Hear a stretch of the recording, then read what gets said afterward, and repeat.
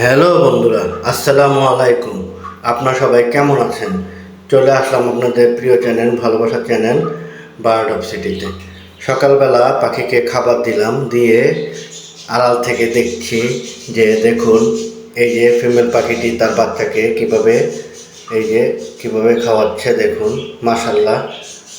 আমি তো আগের ভিডিওতে বলেছিলাম যে সকালবেলা আমি আমার পাখির বাচ্চাগুলোকে এই যে একটি বাটিতে দিয়ে দিই, কারণ অনেক গরম পড়েছে, এই খুঁটির ভিতরে থাকলে অসুস্থ হয়ে যেতে পারে। আবার আমি সন্ধ্যার আগে খুঁটির ভিতরে দিয়ে দিই। বন্ধুরা, আপনাদের সুবিধার্থে একটি কথা বলি, আমি যে খুঁটিটি উপরে বাঁধা ছিল এটি নিচে নামিয়ে রেখেছি। এখন আমি সন্ধ্যার সময় যখন এই খুঁটির ভিতরে বাচ্চাগুলোকে দিই, কিন্তু মা আর খুঁটির ভিতরে ঢুকে না। আমি ভালো করে ফলো করে দেখলাম, এটির কারণ হলো খুঁটিটি উপরে বাঁধা ছিল, মা খুঁটিটি নিচে রাখলে সে ভিতরে ঢুকবে না। তো ভিতরে যদি সে না ঢুকে তাহলে বাচ্চাকে কিভাবে খাওয়াবে? যদি মেল ফিমেল বাইরে থাকে তাহলে তারা আবার নতুন করে মিটিং করবে। মিটিং করলে ফিমেল পাখিটির পেটে আবার ডিম চলে আসবে। তো মিটিং করলে সাধারণত আমরা যারা খামার করি তারা খুব খুশি হই, কিন্তু বাচ্চা থাকতে যদি মিটিং করে তাহলে এটি অনেক বিপজ্জনক হতে পারে। এখন যদি এই পাখির ডিম চলে আসে, সে তো বাচ্চাগুলোকে মেরে ফেলবে। কারণ এর আগে আমার সাথে এরকম হয়েছে, আমার একজোড়া পাখি এরকম বাচ্চা, প্রায় 1.5 মাসের বাচ্চা ছিল। তো তার পেটে যখন ডিম চলে এসেছে তখন সে বাচ্চাকে ঠকিয়ে মেরে ফেলেছে। 3টি বাচ্চাকে ঠকিয়েছে। আমি 3টিকে পরে আলাদা করে দিয়েছিলাম, কিন্তু যেটির ঠোঁটের ভিতরে বেশি ক্ষত হয়েছিল, রক্ত পড়েছিল, সেই বাচ্চাটি আমি আর বাঁচাতে পারিনি। সকালবেলা যখন দেখেছি মারছে বাচ্চাগুলোকে, তখন আলাদা করে দিয়েছি। রাত্রেবেলা একটি পাখি মারা গিয়েছে। পরবর্তীতে আমি এটা নিয়ে অনেক রিসার্চ করে দেখলাম যে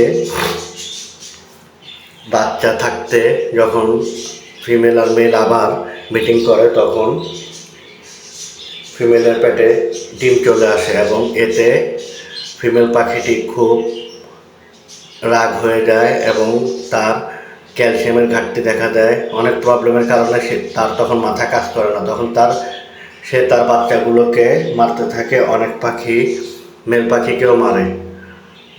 তো যাই হোক, যারা আমার শ্রোতা আছেন অনেকেই জানেন এই ব্যাপারটা, আর যারা জানেন না তারা জেনে রাখবেন। আশা করি আপনাদের উপকারে আসবে, কারণ আমি সবসময় আমার ভিডিওর মাধ্যমে আপনাদের সাথে শেয়ার করি আমার খামারে ঘটে যাওয়া সব ঘটনা। তো আমি চাই আমি যেটা থেকে শিখতে পেরেছি আপনারা যেন আমার ভিডিওগুলা দেখে শুনে আপনারাও কিছু শিখতে পারেন। যদি আপনাদের উপকার হয় এতে অবশ্যই আমার কাছে ভালো লাগবে। যাই হোক, মূল ঘটনায় আসি। পরবর্তীতে যেটা বলতে চেয়েছিলাম যে খুঁটিটা আমি নিচে দিয়েছি, কিন্তু এই যে ফিমেল পাখিটি আর ভিতরে ঢুকে না। পরবর্তীতে আমি খেয়াল করলাম যে খুঁটিটা যখন উপরে বেঁধে দিই তখন সে ঢুকে। তো তাই আমার প্রত্যেক দিনের ডিউটি হলো এই যে খুঁটিটি দেখছেন নিচে রেখে দিয়েছি, ঠিক সন্ধ্যার আগ দিয়ে খুঁটিটি আমি উপরে আবার বেঁধে দিব। বেঁধে দিলে বাচ্চাগুলোকে ভিতরে দিয়ে দিলে তখন মা ঠিকই ভিতরে ঢুকে। তো এটি আমার সাথে ঘটেছে, তাই আপনাদেরকে বললাম। আশা করি ভিডিওটি আপনাদের উপকারে লাগবে। এই যে দেখুন আমার ভালোবাসার কবুতর আর আমার ভালোবাসার মুরগি, দেখুন ওদেরকেও আমি খুব ভালোবাসি। এখন আমি দেখব আমার নতুন যে পাখিগুলো নিয়েছি তার মধ্যে 2টি জোড়া ডিম দিয়েছিল, ডিম সহ নিয়েছিলাম।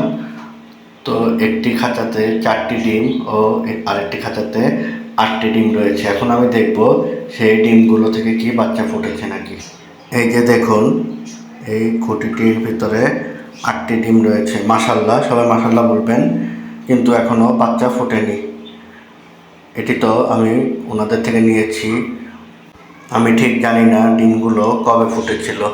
আমার খামারে যে পাখিগুলো ডিম পাড়ে প্রথম ডিম থেকে আমি একটি ডায়েরিতে লিখে রাখি, এতে আমার সুবিধা হয়।